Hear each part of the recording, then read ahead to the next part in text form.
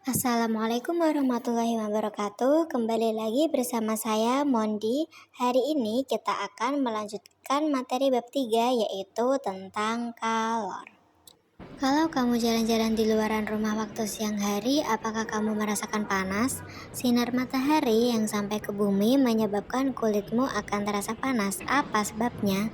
Padahal kan mataharinya jauh ya. Sama seperti ketika duduk di sekitar api unggun, panasnya api akan mengalir sehingga orang-orang di sekitarnya akan merasa hangat. Mengapa bisa demikian? Baik dari matahari ataupun api unggun mengeluarkan suatu energi yang menyebabkan panas. Energi tersebut mengalir dari benda bersuhu tinggi ke benda bersuhu rendah. Nah, energi ini disebut dengan kalor. Lalu, apakah kalor dengan suhu itu sama? Kalor tidak sama dengan suhu ya. Kalau kalor merupakan suatu bentuk energi, kalau suhu merupakan sifat suatu benda yang muncul karena diberikan atau melepaskan energi kalor. Sehingga sifatnya bisa panas atau dingin atau dengan besar derajat yang tertentu. Kalor dapat dinyatakan dalam satuan kalori, yang mana satu kalori adalah jumlah energi panas yang dibutuhkan untuk menaikkan 1 derajat Celcius dari 1 gram air. Kalau satuan internasionalnya dapat dinyatakan dengan joule. 1 kalori sama dengan 4,2 joule.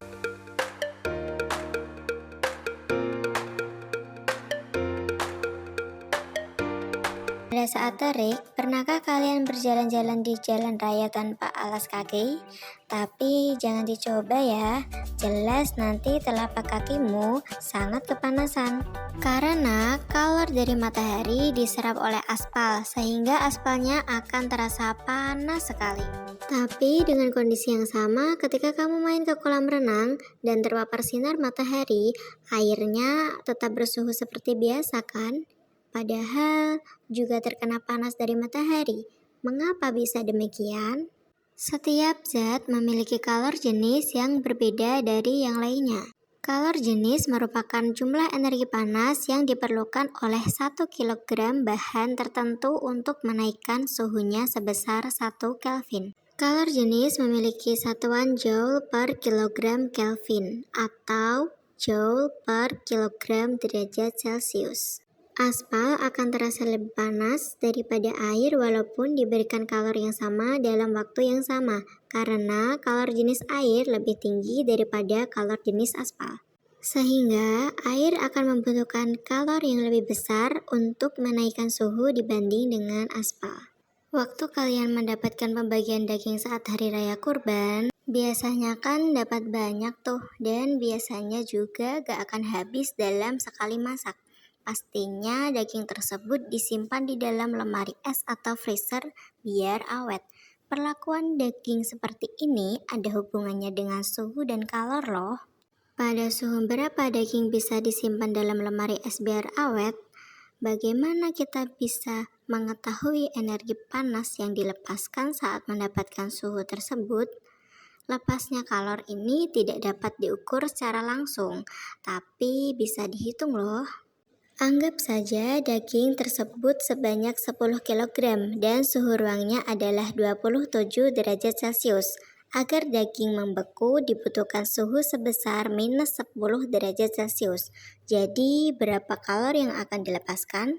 Untuk menghitungnya kita akan menggunakan persamaan rumus T sama dengan M kali C kali delta T.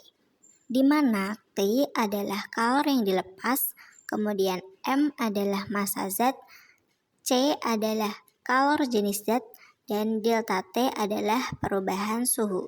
Yang mana kalor jenis daging adalah 3500 joule per kilogram Kelvin. Kita hitung dulu perubahan suhu yang terjadi, yaitu suhu akhir dikurangi dengan suhu awal. Di mana suhu akhir yang ingin kita capai adalah min 10 derajat Celcius dan suhu awalnya adalah 27 derajat Celcius.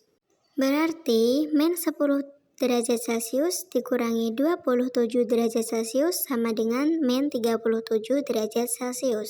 Perubahan 37 derajat Celcius sama saja dengan 37 Kelvin, karena rentang suhu Celcius dan Kelvin adalah sama. Kemudian menggunakan persamaan tadi, kita masukkan angka-angkanya. Masanya 10 kg, kalor jenisnya 3500 dan delta T-nya adalah min 37 Kelvin. Lalu kita kalikan, hasilnya adalah min 1.295.000 Joule. Lalu kita jadikan kilojoule dibagi dengan 1000 menjadi min 1295 kilojoule. Jadi, untuk membekukan daging hingga suhunya min 10 derajat Celcius melepaskan kalor sebesar 1295 kJ, atau dengan kata lain diperlukan energi sebesar 1295 kJ. Selanjutnya, kita masuk ke materi asas Black. Nah, apa yang akan terjadi jika kita mencampurkan air panas dengan air dingin? Tentu akan menjadi air hangat. Peristiwa ini terjadi karena adanya perpindahan kalor dari air panas ke air dingin. Air panas melepas kalor dan kalor tersebut akan diterima oleh air dingin. Setelah keadaan seimbang, air akan menjadi hangat. Peristiwa ini diteliti oleh ilmuwan Skotlandia bernama Joseph Black. Beliau menyatakan bahwa banyaknya kalor yang dilepaskan oleh zat yang suhunya lebih tinggi sama dengan banyaknya kalor yang diterima oleh zat yang suhunya lebih rendah, sehingga terjadi keseimbangan energi. Nah, pernyataan ini dikenal dengan asas Black yang dapat dirumuskan dengan Q lepas sama dengan Q terima.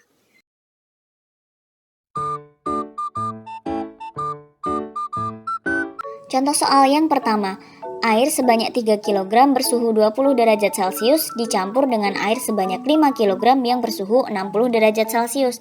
Tentukan suhu campuran kedua air saat mengalami kesetimbangan termal.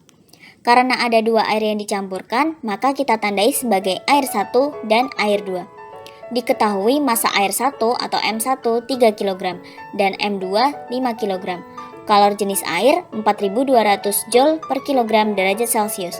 Yang ditanyakan adalah suhu campuran atau TC. Untuk menentukan delta T atau perubahan suhu, kita gambar dulu ya dengan garis bantu.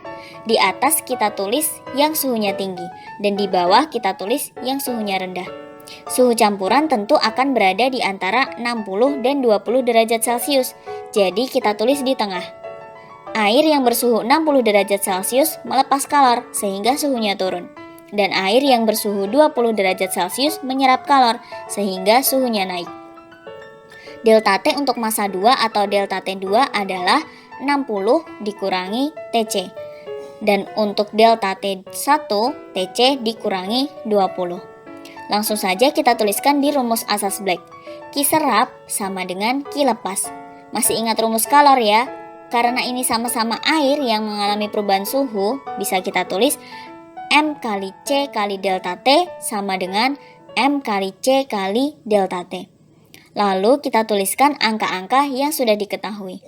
Karena sama-sama air yang kalor jenisnya sama, C bisa kita coret antara ruas kiri dan ruas kanan.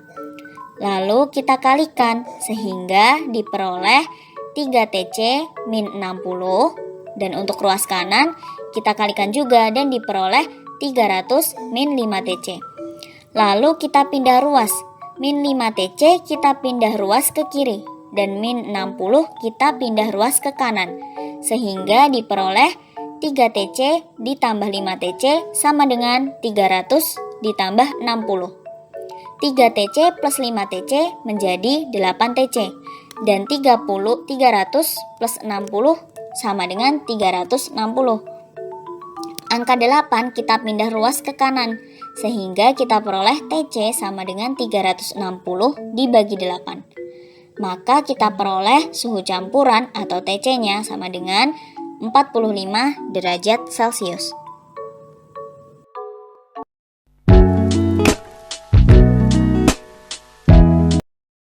إذ قال موسى لأهله إني آنست نارا سآتيكم منها بخبر أو آتيكم بشهاب قبس لعلكم تصطلون. Artinya, berilah aku potongan-potongan besi hingga ketika potongan besi itu telah terpasang sama rata dengan kedua puncak gunung itu, dia Zulkarnain berkata, tiuplah api itu. Ketika besi itu sudah menjadi merah seperti api, dia pun berkata, berilah aku tembaga yang mendidih agar kutuangkan ke atasnya besi panas itu. Ayat ini berkaitan dengan perbedaan panas secara konduksi, yaitu pada kata ufrid alaihi qitron, yang artinya berilah aku tembaga yang mendidih agar aku tuangkan ke atas besi panas itu, karena tembaga yang meleleh memiliki panas yang akan berpindah ke besi. Ayat ini mengisahkan tentang permintaan kepada Zulkarnain untuk membuat sebuah bendungan atau dinding sebagai penghalang antara dua kaum. Dalam konteks ini dapat diambil konsep bendungan atau dinding tersebut untuk dihubungkan dengan konsep perpindahan panas secara konduksi. Kita bisa melakukan sebuah eksperimen sederhana di mana kita membangun dinding atau bendungan dari berbagai material dengan karakteristik yang berbeda, seperti logam, kayu, dan plastik.